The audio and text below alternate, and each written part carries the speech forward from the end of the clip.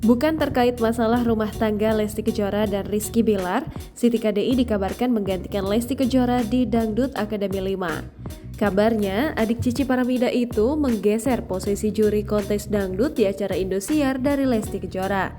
Bahkan, foto Siti KDI dipajang pihak Indosiar dalam deretan juri kontes dangdut D5 Akademi. Siti KDI adalah penyanyi dangdut yang menjuarai ajang pencarian bakat kontes dangdut Indonesia tahun 2004 dan juga melebarkan karir sebagai aktris. Ia adalah anak bungsu dari 5 bersaudara. Salah satu kakaknya adalah pedangdut Cici Paramida. Belakangan kehidupan Siti mengundang rasa penasaran banyak orang karena menikah dengan pria Turki. Siti KDI memiliki nama lengkap Siti Rahmawati, lahir di Tangerang pada 15 September 1981. Siti tumbuh di keluarga yang terbiasa bermusik. Ibunya adalah penyanyi gambus dan qosidah.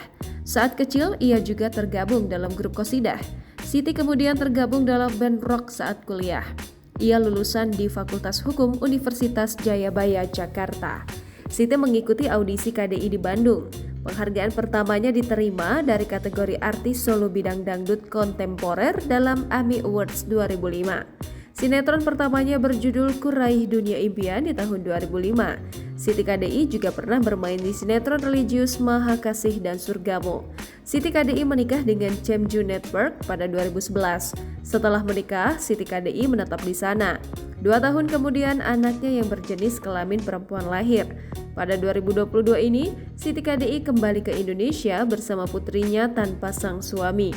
Ia digosipkan telah bercerai dari Cem dan diberi uang 10 miliar rupiah. Namun Siti membantah rumor tersebut dan enggan memikirkannya terlalu dalam.